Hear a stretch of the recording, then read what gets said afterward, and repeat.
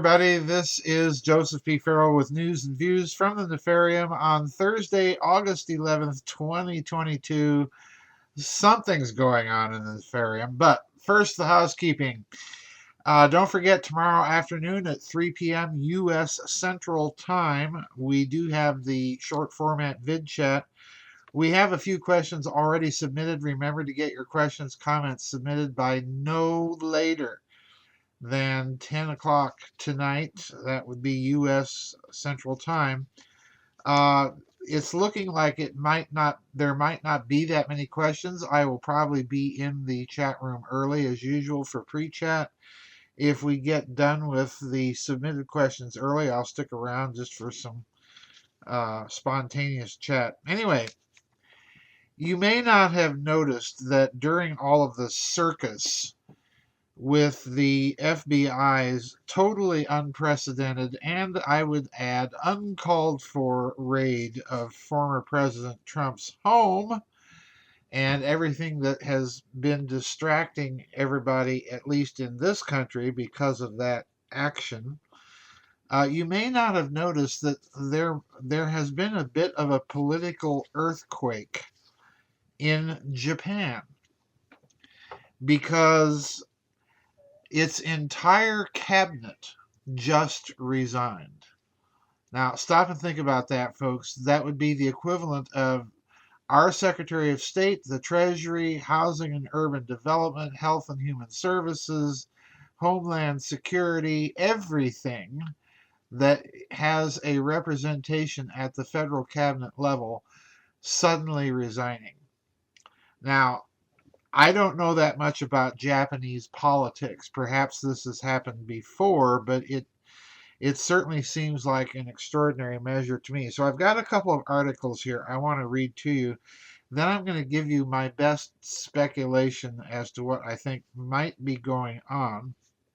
And for those of you who are familiar with Japanese politics, please excuse any unfortunate gaffes I make in the reading of the situation. Anyway, the first article is from Business Today. The article is titled Japan's Government Resigns in its Entirety. And I want to read a couple of things here. Quote, the entire Japanese government has resigned, Sputnik reported, quoting a Kyoto news agency report. A special meeting of the cabinet started at 11:30 a.m. local time. That would be 2:30 a.m. Greenwich Mean Time. And this is dated August 10th, by the way, folks. The new Japanese government, led by Prime Minister Fumio Kishida, is expected to be announced soon. Originally, the government reshuffle was supposed to be carried out in early September. Now, this is the part I find unusual, that this has been stepped up an entire month. But now, due to the mention to accelerate the promotion of his economic concept of new capitalism, the need to take action to rising food and fuel prices, and in order to prepare in advance for the session of Parliament, the Prime Minister decided to speed up the reshuffle process in the government. So, in other words, this is something to do with this new capitalism, which I'm suspecting has a lot to do with the so-called Great Reset being pushed by that new Nazi Klaus von Blauschwab and the new Spectre organization that he heads, known as the World Economic Forum. But to continue, I think there's more going on here than just the usual globalonious junk. To continue with this article, quote, earlier Burnama reported Japan's prime minister reshuffled his cabinet Wednesday after a slump in approval ratings, replacing the brother, listen to this, replacing the brother of assassinated ex-leader Shinzo Abe as defense minister. So in other words, this is also in part fallout from the Abe assassination. Fumio Kishida led his ruling party to victory in an upper house election last month, days after Abe was shot dead by a man resentful of the Unification Church. I'm skipping here. Hamada, that would be political veteran Yasukazu Hamada, was named defense minister, a key role given Kishida's pledge, listen to this, to ramp up the defense budget to counter growing threats from China and North Korea. Hamada, who previously served as defense minister from 2008 to 2009, replaced Abe's brother, Nobuo Kishi, whose ailing health has prompted concern. Kishi also recently vowed to thoroughly review his links to the Unification Church after acknowledging that church members had served as campaign volunteers.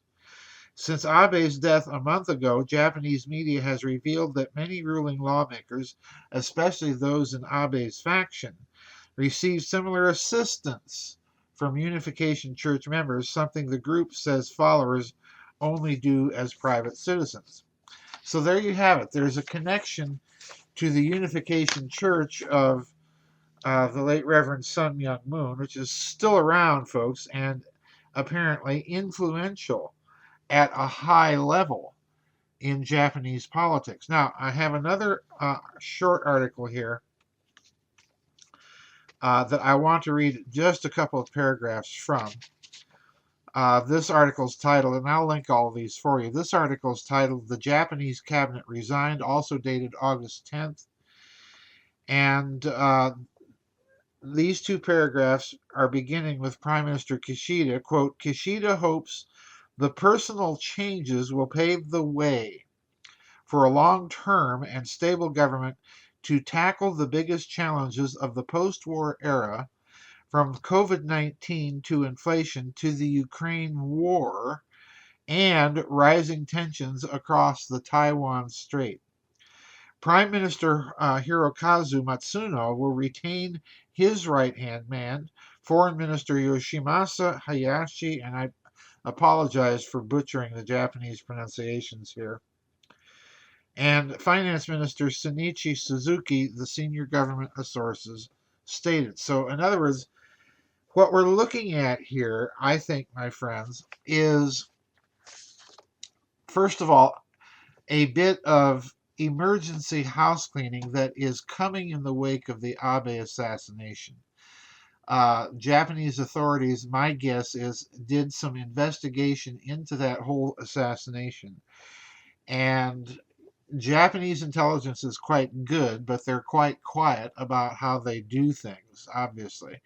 And I rather suspect that lurking in the background here are rather more ties to the Unification Church, which again is based in South Korea, all right? And it also has a right-wing arm and actually a newspaper in the United States itself. There used to be a connection, I don't know if it's still there, between the Unification Church and the Washington Times newspaper. But in any case, my suspicion here is that the Japanese government does not want any ties to a, let's be honest here, a rather ultra right-wing South Korean religious cult to be anywhere near the Japanese government's policy, particularly with respect to defense. And that's the other thing I think is really going on here. That we know that the former Prime Minister Shinzo Abe was involved in a lot of diplomatic efforts vis-a-vis Russia. We know that Mr. Abe was trying to position Japan and set it on the road to a more muscular defense posture by increasing Japanese defense spending under his leadership for the first time, breaking that ceiling. I think it was 1 or 2% of GDP in the Japanese constitution. Now we have clear indicators that the new Japanese government is very, very concerned about Taiwan and is also very concerned about the war in Ukraine. I would suggest that its major concern is Taiwan. And again, beefing up the defense budget at this point in time, they cannot afford any scandal that might break with further or deeper connections with the Unification Church. Now, that's my guess here, folks, best guess, because there's precious little detailed information. There are kind of subtle hints in these articles about the policies that Prime Minister Kishida wants to impose as part of his government. But beyond this, we're kind of guessing hit and miss. So I'm looking at this as primarily a government shakeup because we're going to be looking at major policy changes in Japan regarding finance and regarding defense.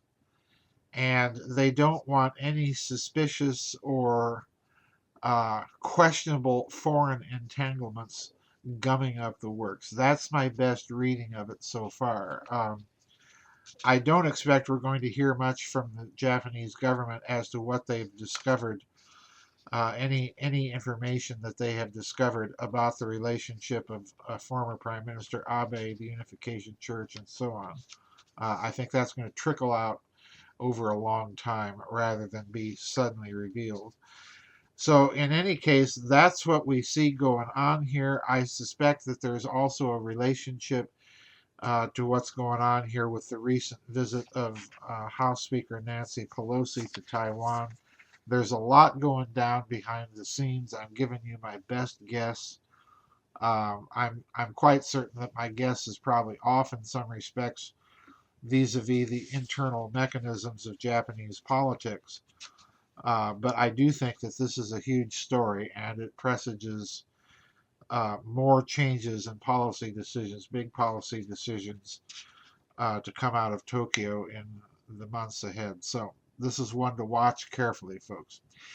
That'll do it for today and today's news and views from the Nefarium. Keep your eyes on Japan, folks, and we'll see everybody tomorrow for the vid chat, which is at 3 o'clock U.S. Central Time. Don't forget to get your comments and questions submitted and posted on the website in the comments area no later than 10 o'clock U.S. Central Time tonight. Bye-bye, everybody. God bless.